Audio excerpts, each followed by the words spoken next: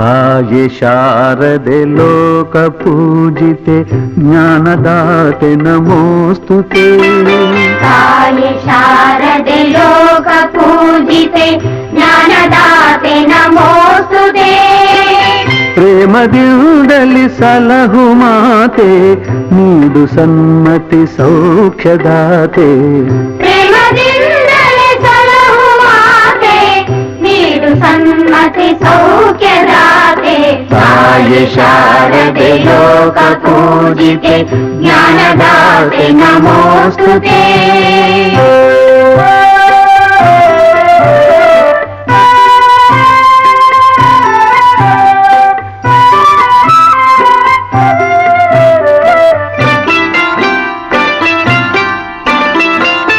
ಅಂಧಕಾರವ ಓಡಿಸು ಜ್ಞಾನ ಜ್ಯೋತಿಗ ಬೆಳಗಿಸು.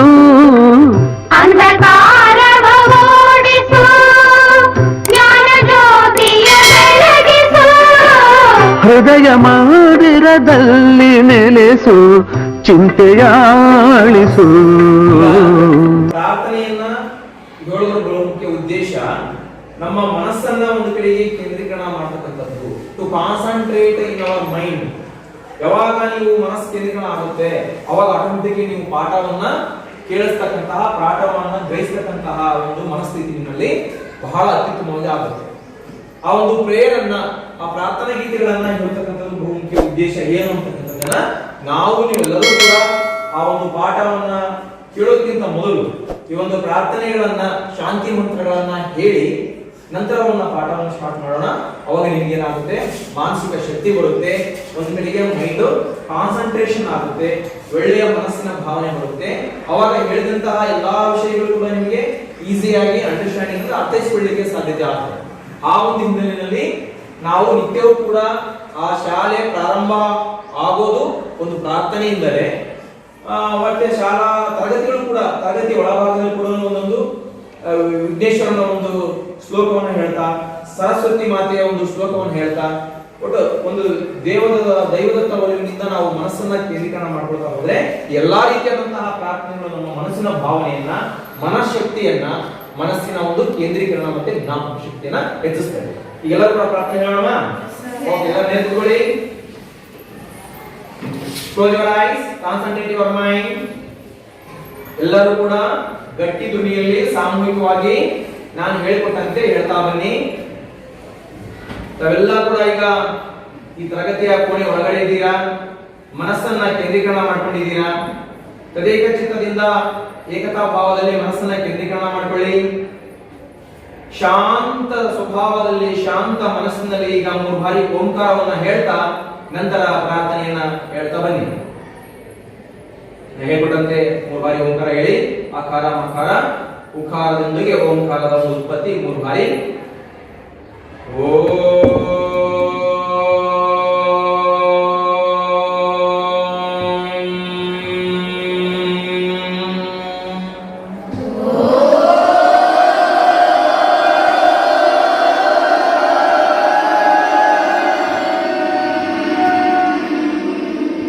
ಉಸಿರು ತೆಗೆದುಕೊಂಡು ಮತ್ತೊಮ್ಮೆ ಓಂಕಾರ ಏರು ಧ್ವನಿಯಿಂದ ಕಡಿಮೆ ಅಂತಿಮ ಹಂತಕ್ಕೆ ಬರಬೇಕು.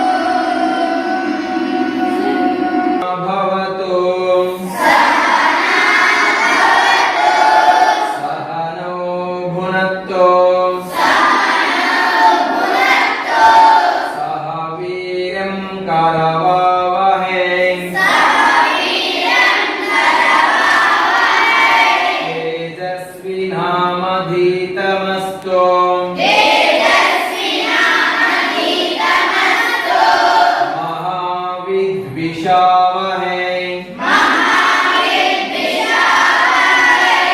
ओम शांति।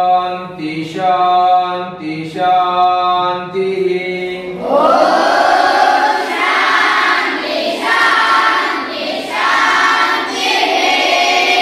ಅಸತೋ ಮಾ ಸದ್ಗಮಯ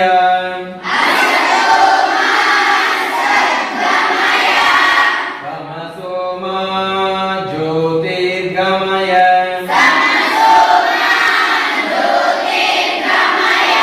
ಮೃತ್ಯೋರ್ಮಾಂ ಅಮೃತಂಗಮಯ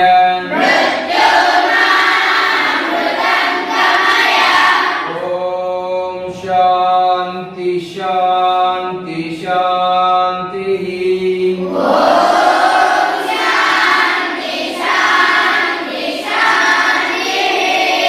ಗುರುರ್ ಬ್ರಹ್ಮ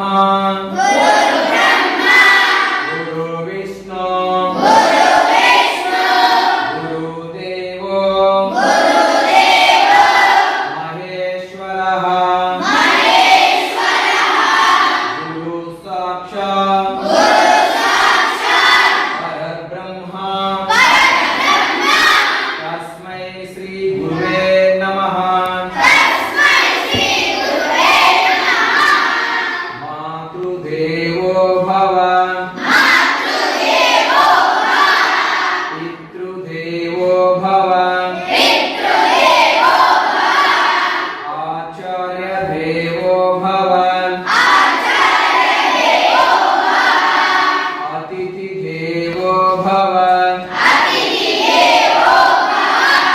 ಓಂ ಶಾಂತಿ ಶಾಂತಿ ಶಾಂತಿ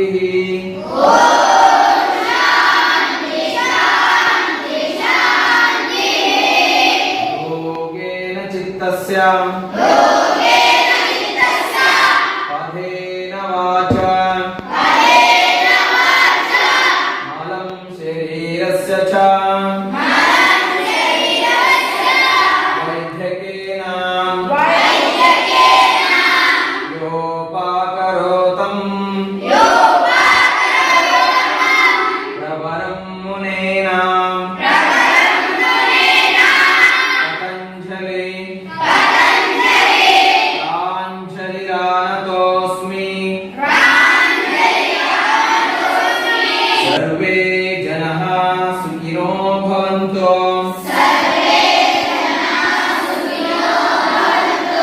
ಲೋಕಾ ಸಮಸ್ತಾ ಸುಖಿನೋ ಭವಂತು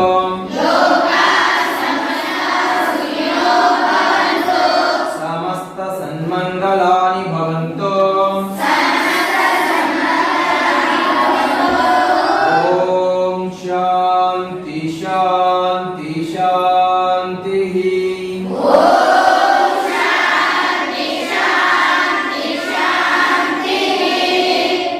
ಹಾಗೆ ಒಂದು ನಿಮಿಷ ಮೌನವಾಗಿ ಮನಸ್ಸನ್ನ ಕೇಂದ್ರೀಕರಣ ಮಾಡಿಕೊಂಡಿರಿ.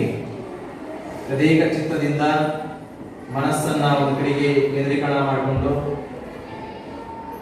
ಭಕ್ತಿ ಭಾವನೆಯಿಂದ ಅಂತರಾತ್ಮದಲ್ಲಿ ಮನಸ್ಸಿನ ಏಕಾಂತವನ್ನು ತಂದುಕೊಳ್ತಾ ಪಾಠವನ್ನ ಕೇಳೋದಕ್ಕಿಂತ ಮೊದಲು ಮತ್ತೆ ಆ ದಿನದ ಹೀಗೆ ನಾವು ಶಾಲಾ ಮುಂಭಾಗದಲ್ಲಿ ಪ್ರೇಯರ್ ಅನ್ನ ಪ್ರಾರ್ಥನೆಯನ್ನು ಮಾಡ್ತೀವಿ. ಮೊದಲನೇದು ಈ ರೀತಿ ಶಾಂತಿ ಮಂತ್ರಗಳನ್ನ ಯೋಗ ಮಂತ್ರವನ್ನ ಕುಳಿತು ಹೇಳಿದ ಮೇಲೆ ನಂತರ ರಾಷ್ಟ್ರಗೀತೆ ಮತ್ತೆ ನಾಡಗೀತೆ, ಮೊದಲು ನಾಡಗೀತೆ ಹೇಳ್ತೇವೆ, ನಂತರ ರಾಷ್ಟ್ರಗೀತೆಯನ್ನು ಹೇಳಿ ಸಂಪೂರ್ಣವಾಗಿ ಆ ದಿನದ ಒಂದು ಪ್ರಾರ್ಥನಾ ಹಂತದಿಂದ ಈ ಪ್ರಕಾರವಾಗಿ ಆ ದಿನದ ಎಲ್ಲಾ ಒಂದು ಪಾಠ ಪ್ರವಚನಗಳು ನಡೀತಾ ಹೋಗ್ತವೆ.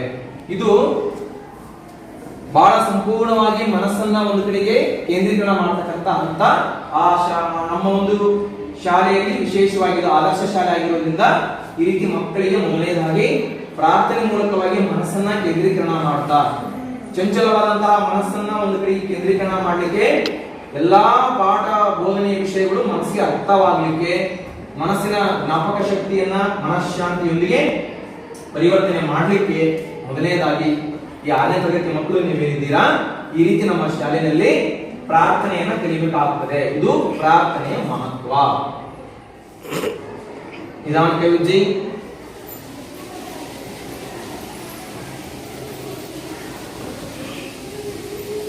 ಆ ಶಾಖವನ್ನ ಕಣ್ಣಿನ ಮೇಲೆ ಇಟ್ಕೊಳ್ಳಿ. ಮನಸ್ಸು ಏಕಾಂತದಲ್ಲಿರಲಿ. ಯಾವುದೇ ರೀತಿ ಚಿಂತನೆಗಳನ್ನ ಮಾಡಬೇಡಿ, ಪಾಸಿಟಿವ್ ಥಿಂಕಿಂಗ್ ನಲ್ಲಿರಲಿ.